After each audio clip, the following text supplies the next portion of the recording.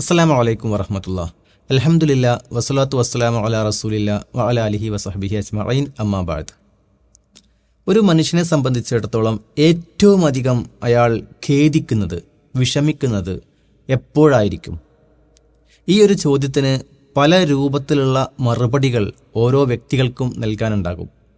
എന്നാൽ ഇസ്ലാമികമായ ഒരു വീക്ഷണത്തിൽ ഒരു മനുഷ്യൻ ഏറ്റവും കൂടുതൽ വിഷമിക്കുന്ന, ഖേദിക്കുന്ന സന്ദർഭം എന്ന് പറയുന്നത് അവൻ മീസാനിൻ്റെ മുമ്പിലായിരിക്കുമ്പോഴാണ്. പരലോകത്ത് വിചാരണ നടന്നുകൊണ്ടിരിക്കുമ്പോൾ അവൻ്റെ നന്മ തിന്മകൾ കൃത്യമായി തൂക്കി കണക്കാക്കപ്പെടുന്ന മീസാനിൻ്റെ മുമ്പിലായിരിക്കുമ്പോഴാണ് ഒരു മനുഷ്യൻ ഏറ്റവും കൂടുതൽ ബുദ്ധിമുട്ട് അനുഭവപ്പെടുന്നത്.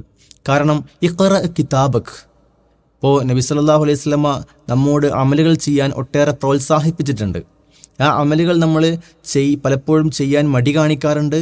സമയം നമ്മിൽ നിന്ന് കൊഴിഞ്ഞു പോവാറുണ്ട്, അകന്നു പോവാറുണ്ട്. അവസാനം നമ്മൾ പരലോകത്ത് എത്തുമ്പോൾ നമ്മുടെ കർമ്മരേഖ വായിച്ചു നോക്കുവാൻ നമ്മോട് ആവശ്യപ്പെടുന്ന ഒരു സന്ദർഭം, ഇഖ്റ കിതാബക്, നീ നിന്റെ കിതാബ് ഒന്ന് വായിക്കുക.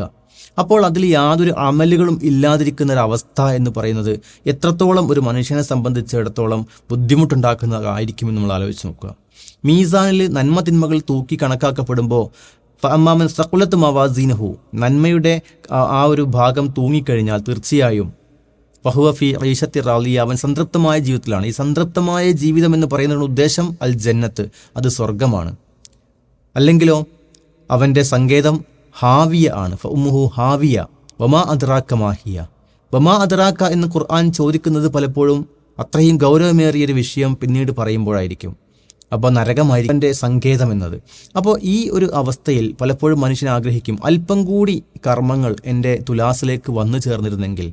അപ്പോൾ തുലാസ് വളരെയേറെ കനം കൂടിയ ഒരു വ്യക്തിയുടെ കർമ്മങ്ങൾ അല്പം എടുത്തുകൊണ്ട് നമ്മുടെ തുലാസിലേക്ക് മാറ്റാൻ സാധിക്കുമോ? ഇല്ല. കാരണം അൻ ലൈസ ലിൽ ഇൻസാനു ഇല്ലാ മാ സഅ, ഒരു മനുഷ്യനും അവൻ പ്രവർത്തിച്ചതല്ലാതെ മറ്റൊന്നും ഉണ്ടായിരിക്കുകയില്ല. നമ്മുടെ തുലാസിൻ്റെ കനം കുറയ്ക്കുന്ന ഏതെങ്കിലും ഒരു തിന്മ നമ്മിൽ നിന്നെടുത്ത് മറ്റൊരാളുടെ തുലാസിലേക്ക് മാറ്റാൻ കഴിയുമോ?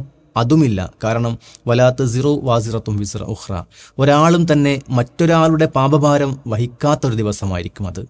അപ്പോൾ ഈ ഒരു ദിവസം വരാനുണ്ട് എന്ന ആ ഒരു ചിന്ത നമ്മുടെ മനസ്സിൽ നമ്മൾ എപ്പോഴും സൂക്ഷിക്കുകയും തീർച്ചയായും ലഭ്യമായ സമയം മുഴുവൻ അമലുകൾ ചെയ്യുവാൻ വേണ്ടി മത്സരിക്കുകയും നന്മകളിൽ നിന്ന് ഒന്നും തന്നെ നിസ്സാരമാക്കരുത് എന്ന നബി സല്ലല്ലാഹു അലൈഹി വസല്ലമയുടെ അധ്യാപനത്തെ അന്വർത്ഥമാക്കുകയും ചെയ്തുകൊണ്ട് യഥാർത്ഥമായ മുത്തഖികളും മുഖ്ലിസുകളുമായി ജീവിക്കുവാൻ നമ്മൾ പരിശ്രമിക്കേണ്ടതുണ്ട്. അള്ളാഹു നമുക്ക് തൗഫീഖ് നൽകി അനുഗ്രഹിക്കുമാറാവട്ടെ.